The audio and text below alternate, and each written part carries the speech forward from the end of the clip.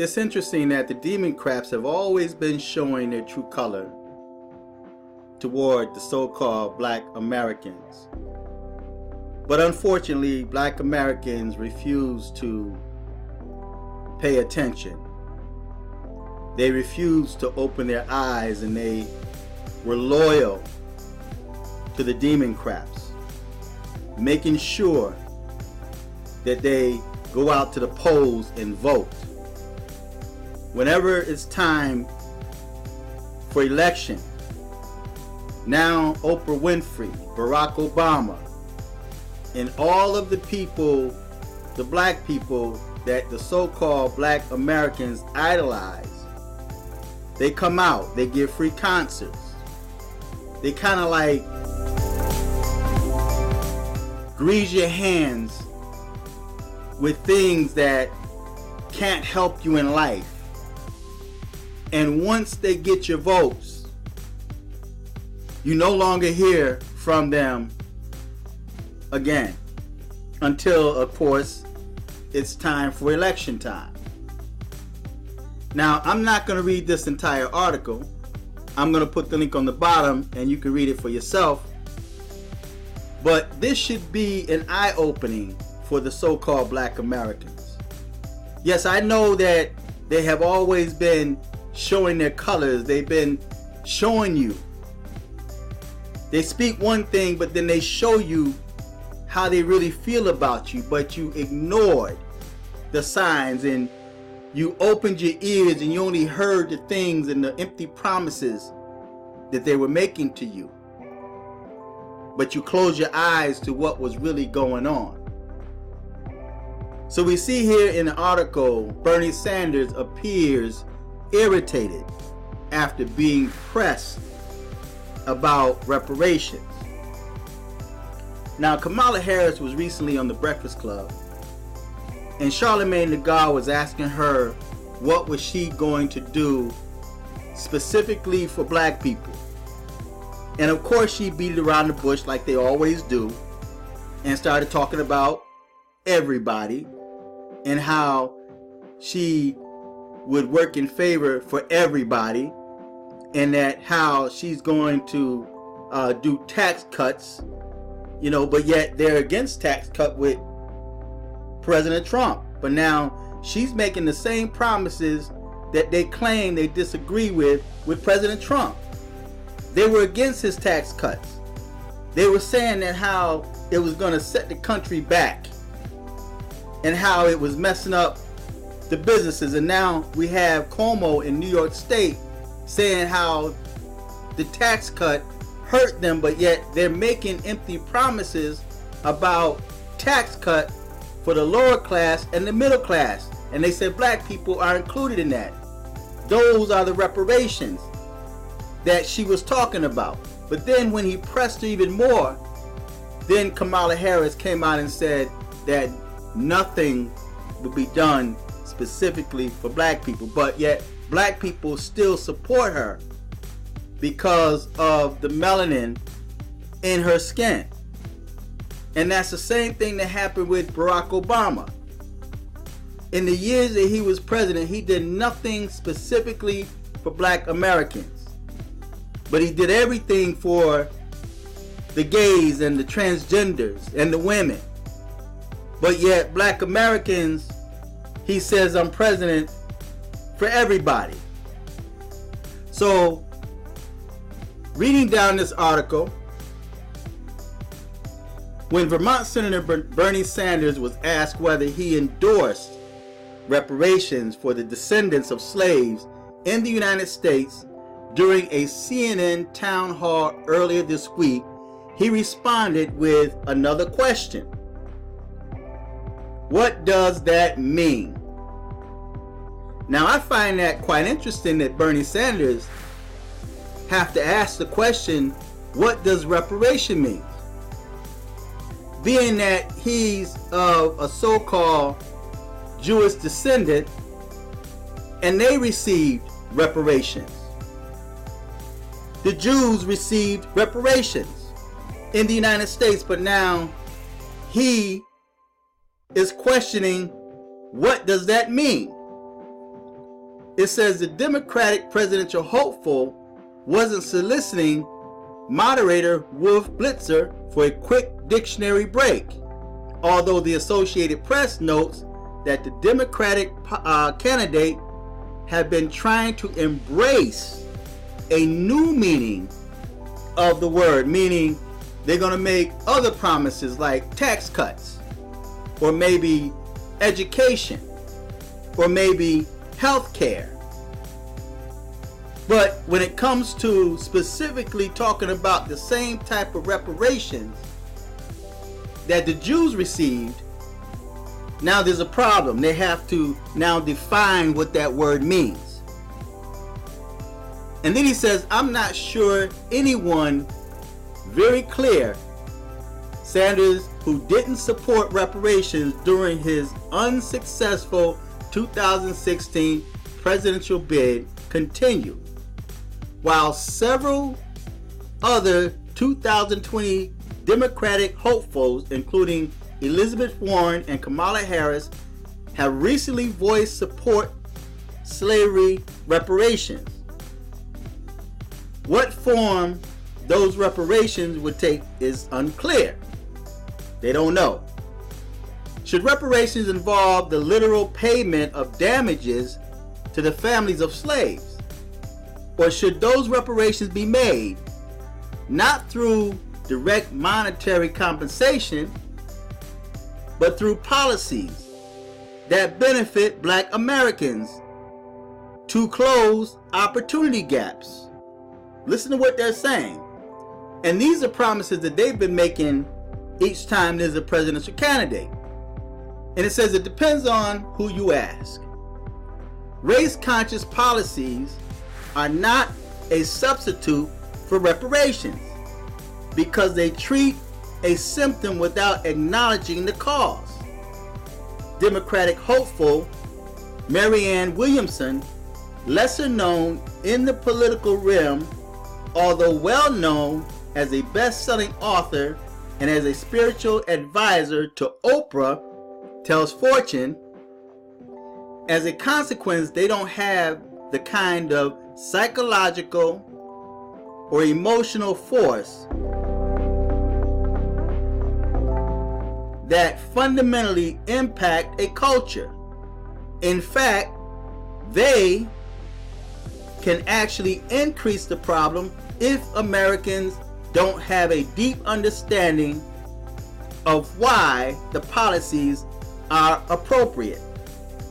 Now, I'm going to go down a little bit. Well, actually, no, I'm going to read this. Thus far, Williamson is the only official 2020 candidate to openly support giving direct monetary compensation to the descendants of slaves, naming reparation a key issue on her campaign website. She suggests dispensing $200 billion to $500 billion to the ancestors of slaves over the course of 20 years. Now, look at these numbers here. This is far less than what they are spending for illegal immigrants. Black Americans were fighting and protesting to allow illegal immigrants in. You're fighting against President Trump for trying to seal up the borders to keep illegal immigrants from coming in, but Black Americans, along with the Demoncraps, fought for the illegal immigrants to come in. Now, when they come to this country, much more than $500 billion is being spent for health care, for lodging, for food, what have you. So they're being compensated without even being a citizen of this country. They hadn't paid anything into the system. But yet, people like Bernie Sanders, Kamala Harris, and they're concerned about those children of illegal immigrants. But when it comes to tax-paying Americans, they're passing laws to abort your children. They want to kill your children, give you the right to kill your children, but yet they want to fund and help the illegal immigrants, which cost much more than $500 billion. And they want to give it to you over, well, at least there's one woman, over a period of 20 years. When the illegal immigrants are getting it right now. Quite interesting, huh? So they're showing you what they really think. Now, it's easy for them because that's all we hear in the media is about racism, black, and they use black people. I'm going to tell you what they're doing. They're killing the power of racism. Racism is being killed right before your eyes, because when you start, everything is racism. This person is racism, and that's racist. He's a racist, he's a racist, he's a racist. When real racism decides to spring its head up, not too many people are going to really support that, because we're now tired of hearing about racism and who's racist, and this person is racist. So they're killing the power of racists, because white people now are using racist and pulling the race card more than black Americans are. And they're doing it for political gain. And black people support them. But yet, now that black people, after being trampled on and used for votes and financial gain, now that black people are talking reparation, they're laughing at you. They don't support that. They're now talking everybody. But they weren't speaking that language when they were talking illegal immigrants. They weren't speaking that language when they were talking about transgenders. And here it is, they pass laws, hate crime laws, that if you say anything against a transgender or a gay person, that's a hate crime. And they're now charging businesses monetary values if that business refused to call that man a she. But yet when it comes to black Americans, we're talking all Americans here. We everybody, not specifically black people. Black people are included. But wait till you read some of the other information that's in this article. It says it's not enough to just say there's an economic gap between black and white America, and we need to treat it. We have to acknowledge why there is a gap. Williamson says, although she acknowledged that progress has been made in years since the Civil War, in spite of recent setbacks in voter suppression, she says, what was never done and what remains to be done is economic restitution. Now, it's going to be a situation like, this is only talk right now because she won her way into the White House. And we can see from what happened with Donald Trump, if she happens to, just say hypothetically speaking, which is not going to happen, but hypothetically speaking, say she gets in the White House and she try to go for reparation for black people, she might just forget about it. But say she go for it. The Democrats are going to treat her the same way they're treating President Trump with that border wall, that campaign promise that he's trying to fulfill. But yet the Demoncraps are preventing him in every direction from doing that. And they have the support of black Americans.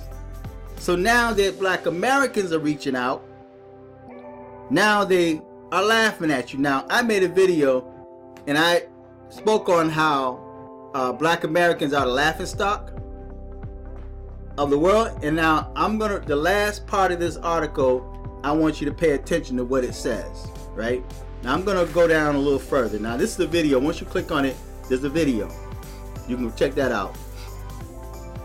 Americans, now check this out. The American government has recently paid reparations to descendants of Japanese Americans who were interned during World War II. They weren't in captivity. They weren't slaves, right? but they were interned during World War II, as well as to victims of state-mandated sterilization and of the Public Health Service 1932 Tuskegee experiment. Now I remember when they got their reparations, that purposely infected and failed to treat black men with syphilis. Despite these precedents, Hardball reported that 68% of Americans are opposed to reparations for the descendants of slaves. Now, keep in mind, they paid reparations to others, but when it comes to the descendants of slaves, they oppose that. It says, in fact, reparations have been outright dismissed by otherwise progressive politicians. President Barack Obama didn't endorse them, or had been redefined to mean policies that lower the opportunity gap. Although Senator Harris and Senator Warren told the New York Times that they support slavery reparations, they declined to give specific details about what they meant. See, when they start talking reparations and start making promises to y'all about reparations, you have to know which language they're speaking to you. See, you're hearing reparations, slave reparations, because that's all we seem to hear now. And big businesses are showing you how they really feel about you by posting coons. They're doing that to capitalize off of your emotions, because of course black Americans are going to promote their product because they're full of emotions. They're not thinking with their minds. They're allowing their emotions to control them and to lead them. It says, after giving her statement of support to the Times, Harris told the Griot that she would address reparations in economic policies, including tax breaks for low to middle class Americans, which includes black families who had been negatively impacted by slavery. So everybody's going to benefit, including black people.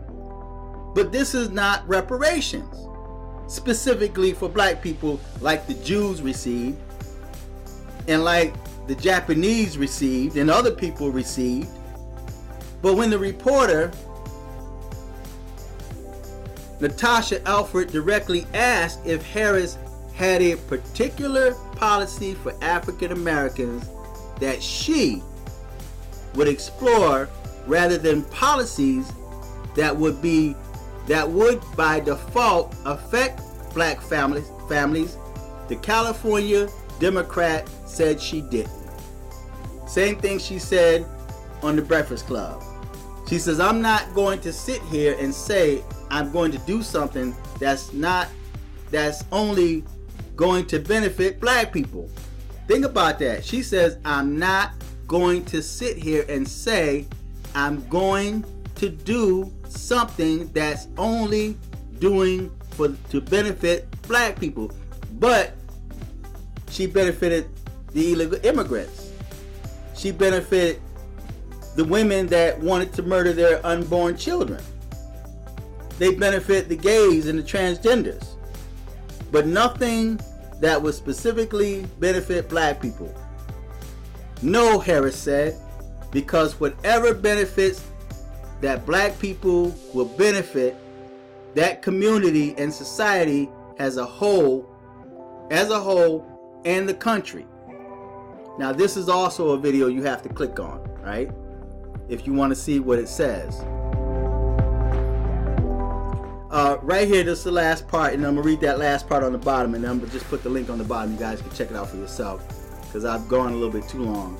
It says, Warren, whom the Hill reports endorse also making reparations for Native Americans.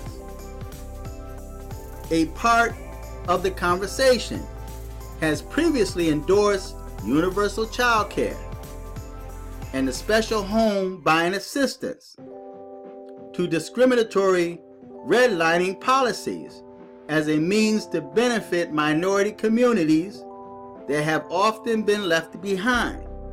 She also told the Washington Post that systematic structural changes needed to be made to help black families who had been impacted by slavery, but has not clarified whether her endorsement of reparations for slavery includes policies that would specifically and monetarily impact the descendants of slaves. Sanders echoed Warren's words during his town hall. We must do everything that we can to address the massive level of disparity that exists in this country, he said. We're going to do everything we can to put resources into distressed communities and improve lives for those people who have been hurt by the legacy of slavery. But wait, he's a Jew, and the Jews receive reparations. So now he don't agree with something that his ancestors received. Put resources into distressed communities and improve lives for those people who have been hurt by the legacy of slavery. Now this is another video you guys can click on. But I want to go down further and read this last paragraph. It says, it has generally been dismissed as utter lunacy. Quote says, it's not being mocked now. Step one is to get people to stop laughing. Now, when I made that video and I talked about how black people are the laughing stock of the world, I had people that commented and didn't believe it. They didn't agree with me. And more than like, it was a white dude that didn't agree. You know, so black people are the laughing stock, man. They know that all they have to do is make empty promises for something free, and black people will support them. Black people will vote for them. Black people will even dismiss their own families and friends because of political beliefs and ideas. You have no idea how many people on YouTube, on Facebook, that unfriended me because of the fact that I supported President Trump, when black people should have been on the Trump train. Now, if this does not open your eyes, I don't know what else to say.